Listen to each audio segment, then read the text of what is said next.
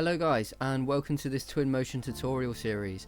If you're an architect, designer, or just someone who wants to bring a 3D model to life, this is for you.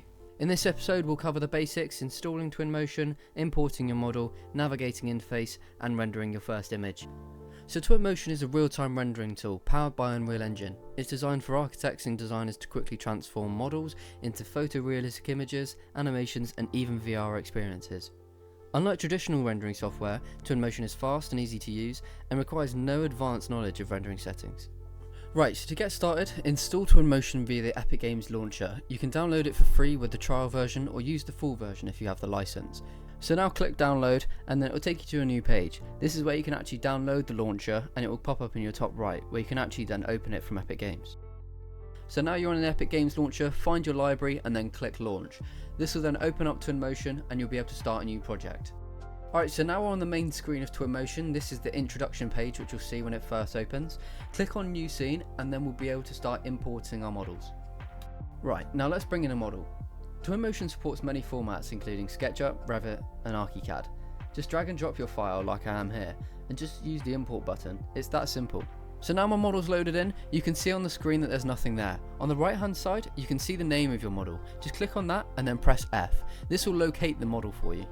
Now here's a quick tip, is just hold right to look around. WASD keys to move and use the scroll wheel to adjust the speed or the number keys on your keyboard. So on the left hand side is where you'll find the library. This is where you'll find materials, objects and environment settings. The scene graphic helps you organise your project, and on the right we have our settings for lighting, weather and rendering. Now that we have our model inside Twinmotion, let's do a quick test render. First, let's add some materials. Twinmotion makes it super easy. Open the library on the left and go to materials. You find categories like wood, concrete, glass and metal. Simply just drag and drop any material onto a surface and it will instantly update. Let's add a glass material to the windows and a wood texture to the floor. If you need to tweak a material, just select it and adjust its properties.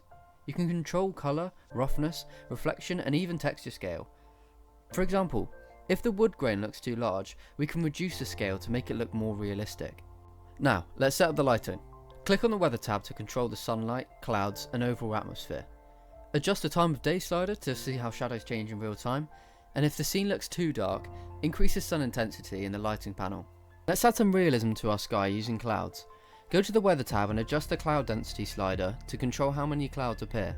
Increase it for a dramatic overcast look or lower it for a clear sky. For even more depth, enable volumetric clouds.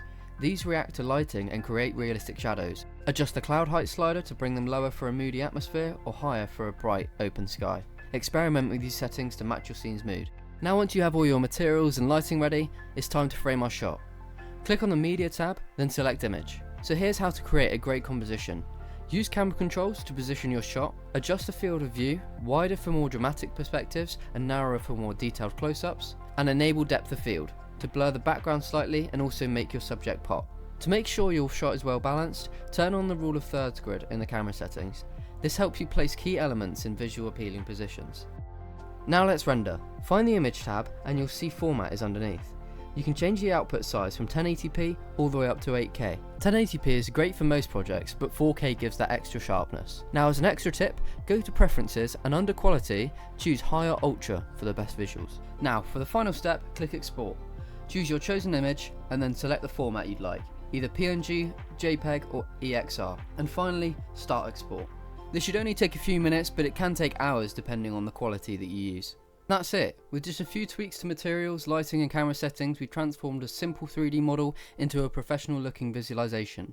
Now this is just the beginning. There's so much more we can do to make our renders even more realistic and engaging. And here's my final render. After applying all the adjustments we've covered today, this is my final result. And the best part is, you guys can achieve this too.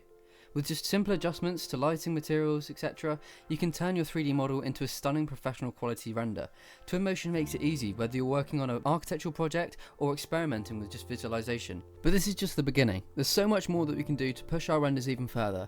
In the upcoming videos, we'll explore adding realistic vegetation and landscape to bring our outdoor spaces to life, and advanced camera settings and cinematic shots for stunning presentations. If you found this helpful, please make sure to like and subscribe, and don't forget to turn on those notifications so you don't miss what's coming next.